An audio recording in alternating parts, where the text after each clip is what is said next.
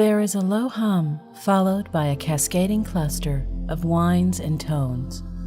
A dim blue blur appears, then, suddenly, an interface of crisp text and icons. The blue focuses more. A miniature city of lights illuminates. Captain John Holland slowly opens his eyes. Most of his face is covered by a translucent, porous sheath that pushes his skin tight against the bone. A whirring begins as Holland tries to take a breath.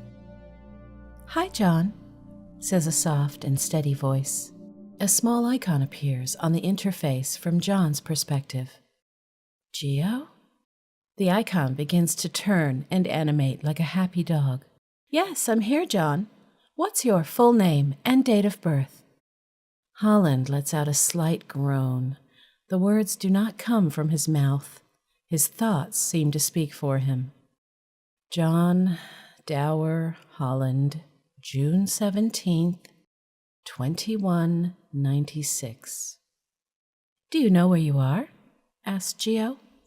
"Yes, the ship Divinity heading towards Gliesa 18, Janus. And I'm still in vitro, I assume."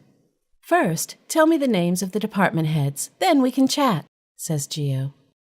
Holland lets out another heavy sound. The whirring grows stronger. The interface becomes more active. Valdari Kokoliev, Nanoculture and Medical. Tara Reynolds, Macroculture and Population.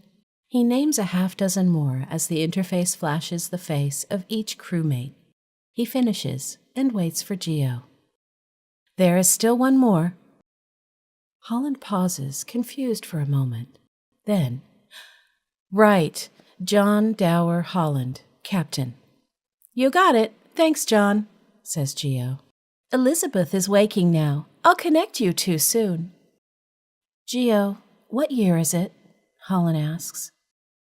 "Divinity year or Earth year?" Geo asks in return.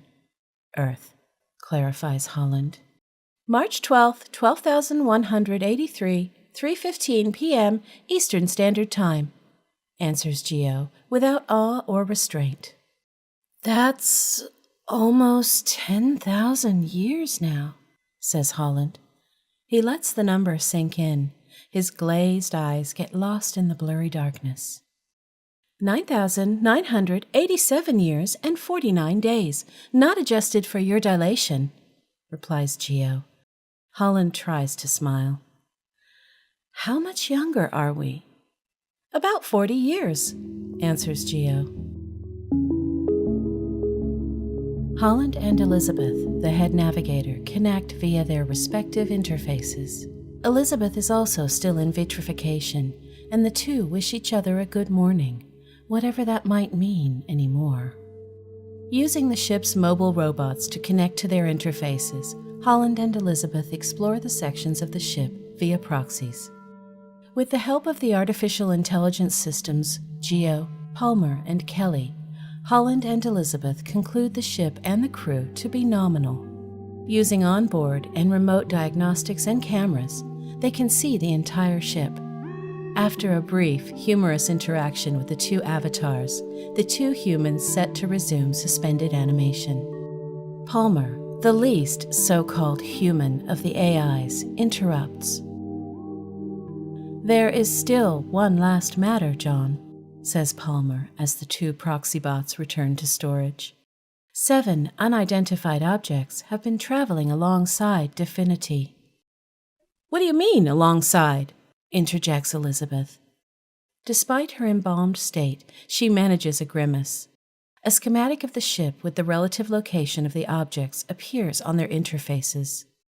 "These 7 points," continues Palmer, "have been moving with Divinity at almost the same distances for the past 13.18 light years. They arrived all at once and a few miles outside of the outer magnetic field." "Asteroids? Or debris?" Elizabeth asks. "Unlikely," Palmer says. "The objects measure about half a meter in diameter." "Too large, then. They should have crashed right into us," says Holland with a bit of concern. "Any visual confirmation?" "Transit only," No emission, answers Palmer. From which direction did they arrive? Asks Holland.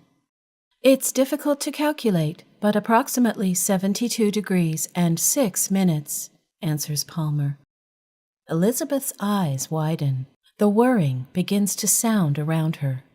From Earth? She asks nervously. Not quite, but it is from the same direction, answers Holland. Elizabeth is at a loss. What do you think, Palmer? Holland asks. Right now, John, I cannot say. We can create an answer after we interpret cached signals from Earth. Do I have permission to interpret? The whirring around Holland's head becomes more intense. What do you think, Elizabeth? Asks Holland. If they just interpret for propulsion progress, then that's fine, but nothing else, says Elizabeth firmly. That okay with you, John? Asks Palmer. There is a flash of white light on Holland's face. The light turns into a display of LED lights shining into his eyes, which dilate to unnaturally small pinholes. He can see the structure of the bulbs without pain. The surrounding space is dark. In a laboratory setting stands another human figure. Well, almost human. There is something unsettling about it, but he cannot quite make out the details. He sees another pair of eyes, not his, not the humanoid figure, a woman's eyes. Holland's thoughts return to the blurry darkness in front of him. Captain Holland, do I have permission to interpret? Palmer asks again.